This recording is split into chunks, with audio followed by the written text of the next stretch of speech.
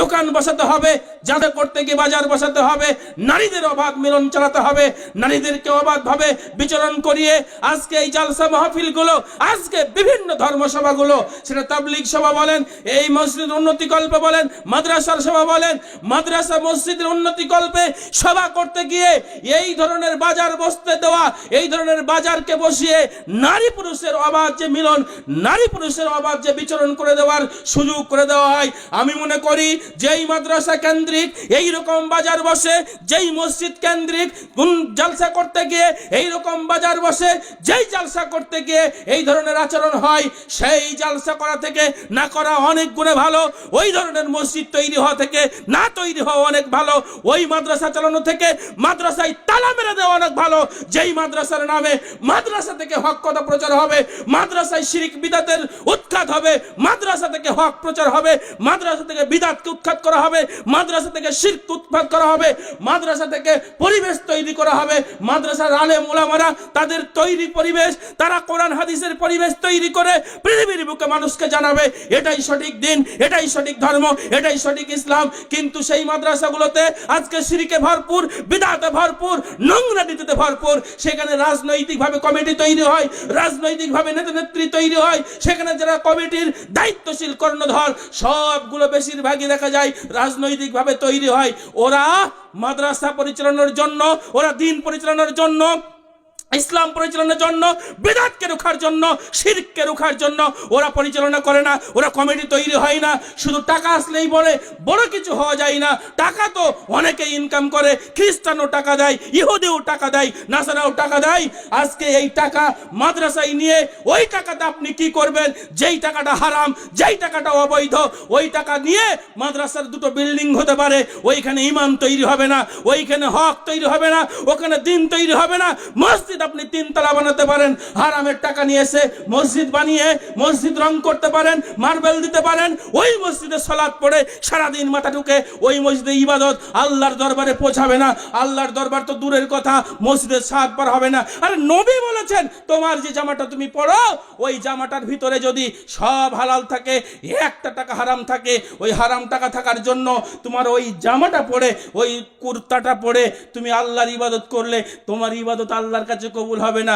মসজিদ যদি তুমি তৈরি করো আর মসজিদে হারাম টাকালে মসজিদ করো, ওই মসজিদে সালাত হবে? হারাম টাকালে মাদ্রাসা চালাও, ওই টাকায় মাদ্রাসা করে সেখানে ছাত্র তৈরি হবে, সেখান থেকে বিদআত উঠবে, সেখান থেকে শিরক উঠবে। আজকে প্রত্যেকটা মাদ্রাসাগুলো দেখলে, প্রত্যেকটা মসজিদের জালসা দেখলে, পাড়ার মহল্লার জালসা দেখলে দেখা যায় সব জায়গায় শিরক বিদআতে ভরপুর। আর আজকে যেন মুসলিমদের জালসাগুলো হয়ে গেছে হিন্দুদের মতো। মানে হিন্দুরা যেমন বছরে 13টা পূজা করে, এরাও আবেগে আজকে মুসলিমরা জালসা দিতে শুরু করেছে। দেশ বিদেশ থেকে বক্তা ভাড়া করে, সেই বক্তার আকীদা কি, সেই বক্তার মানহাজ কি, সেই বক্তার চরিত্র কি, সেই বক্তার বৈশিষ্ট্য কি, সেই বক্তা কেমন, এটা দেখার দরকার নেই। একটু গান বলতে পারলে, একটু সুর করতে পারলে, বিভিন্ন গজল বললে, আর যদি ডিমান্ড করতে পারে যে আমার এত টাকা কন্ট্যাক্ট লাগবে, এত টাকা লাগবে, এতটা টাকা আমার ডিমান্ড, তাহলে ওই বক্তা সব থেকে ভালো। ওরে বাবারে, বক্তা ভালো না হলে 20,000 টাকা ডিমান্ড হয়, বক্তা ভালো না হলে 22,000 টাকা ডিমান্ড হয়, বক্তা ভালো না হলে এত টাকা চাই। আরে ওই বক্তা কত টাকা নেবে? বলে না না, ওই বক্তার কোনো ডিমান্ড নাই, ওই বক্তা টাকা চাই না, তাহলে বক্তা ভালো নয়। যেমন শ্রোতা তেমন বক্তা, তেমন মাদ্রাসা পরিচালক, তেমন মসজিদ পরিচালক, তেমন জালসার পরিচালক, সবগুলো আজকে ম্যাক্সিমাম ক্ষেত্রে ইল্লা মাশাআল্লাহ আল্লাহ যাদের রক্ষা করেছেন বা বেশিরভাগই সব হারাম করে পরিপূর্ণ হয়ে গেছে। আপনি চলেন, আমার সঙ্গে কয়টা প্রমাণ নেবেন? মাদ্রাসা পরিচালক কমিটি যারা থাকে তাদের একটা ছেলে মাদ্রাসায় পড়ে না, একটা নাতি মাদ্রাসায় পড়ে না, একজনও মাদ্রাসায় থাকে না।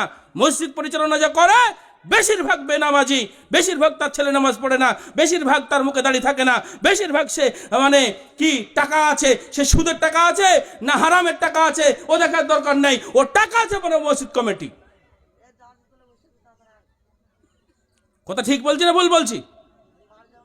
টাকা থাকলেই সে বড় নেতা, এই সমাজের মধ্যে যদি একজন ভালো ভদ্র মানুষ হয়, ইমানদার মানুষ হয়, দিনদার মানুষ হয়, ওর টাকা নেই তো ওর সমাজে কোনো হাইসিয়াত নাই। টাকা থাকলেই সে বড়। ইসলাম বলছে টাকা নয়, যার চরিত্র ভালো, যার ঈমান আছে, যার আমল আছে, সেই হচ্ছে আল্লাহর কাছে প্রিয়।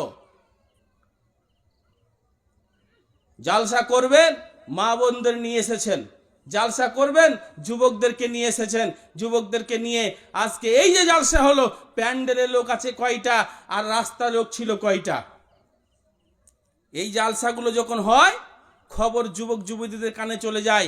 ওরা আগে থেকেই মোবাইল টেলিফোনে ঠিক ডেট ঠিক করে রাখে, কোন গাছতলায় দেখা করবে, কোন বাসতলায় দেখা করবে, কার বাড়ির পিছনে দেখা করবে, কোন জায়গায় কি করবে, কাকে কখন স্পর্শ করবে, কোন জায়গায় নষ্টামি করবে, কোন জায়গায় ফষ্টামি করবে, সব তাদের আগে থেকে সেটিং আছে।